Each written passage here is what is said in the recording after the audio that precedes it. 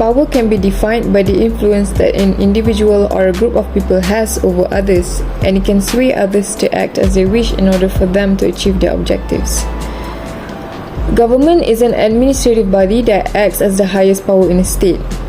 There are legal and illegal ways of acquiring such power in a state, in which legal measures are taken from a proper moral standpoint, like democracy, and through illegal means which will earn the individuals involved in heavy repercussion down the road, like coup d'etat that some countries had to go through.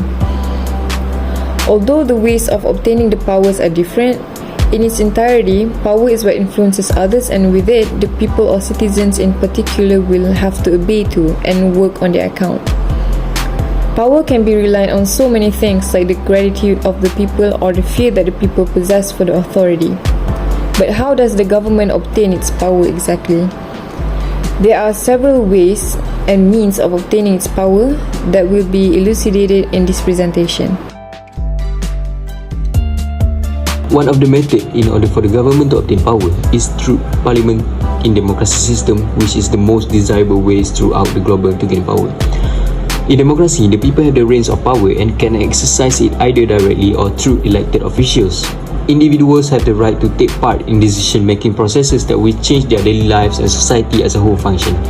In the system, everyone normally has access to some fundamental freedoms and rights, including the ability to speak, assemble, and associate. The people have the ability to vote and select their representatives they want to serve them for the new government. In Malaysia, it has a federal parliamentary constitutional monarchy as its form of government. The king is the ceremonial head of State of Malaysia Constitutional Monarchy, which combines democratic rule with a parliamentary system.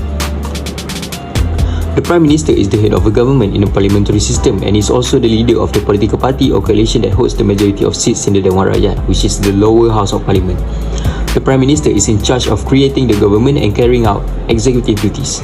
Elections are one of the most popular ways for people to take control of the government. Candidates and political parties will compete for seats in administrative bodies such as Congress and Parliament, as well as executive positions such as the presidency and prime ministers. To win over people, they can undergo through campaigning by highlighting their platforms, programs, and leadership traits. To improve their chance of winning a majority seats in the legislative bodies, political parties may join forces or create coalition with other parties. Beyond traditional party politics, power can also be gained through popular movements and grassroots activism. These movements mobilize people around specific causes or issues, often advocating for social or political change.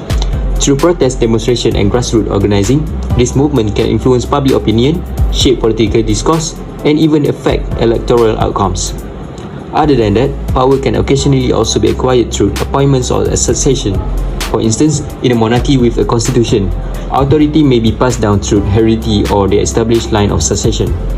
In addition, leaders may decide to choose individuals for key positions in the government, such as cabinet ministers or agency heads, giving them the great power and the capacity to make choices that will eventually control the government.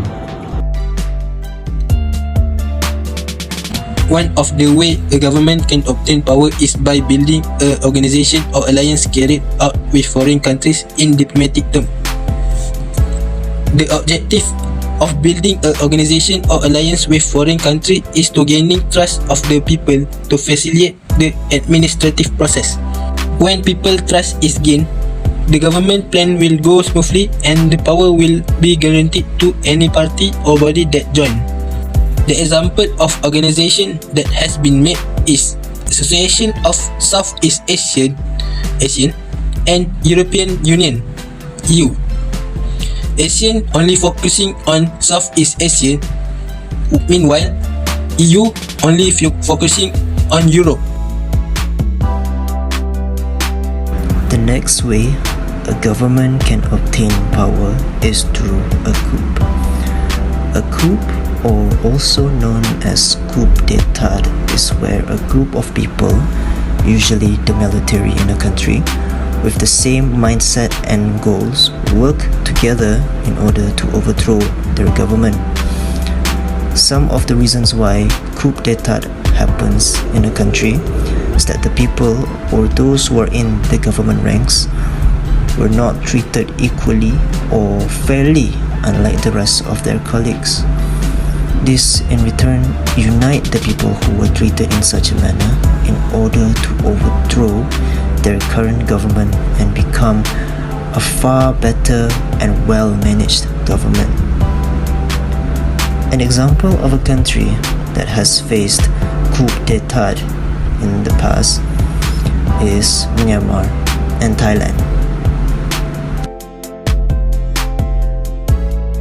As a conclusion, government can obtain the power through a various scenario.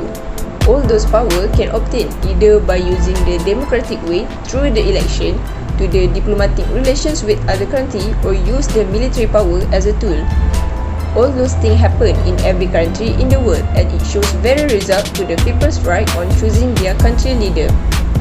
However, in this video, we believe the democracy should be the main sources of power on how the government can obtain the power. The democracy will give the people's right to choose the best person to be a leader. The elections happen also can be a safer option to choose the head of government and can prevent the chaos from happen. It is contradict with the coup d'état or the diplomatic way since it will use a force and did not reflect to the people's choice.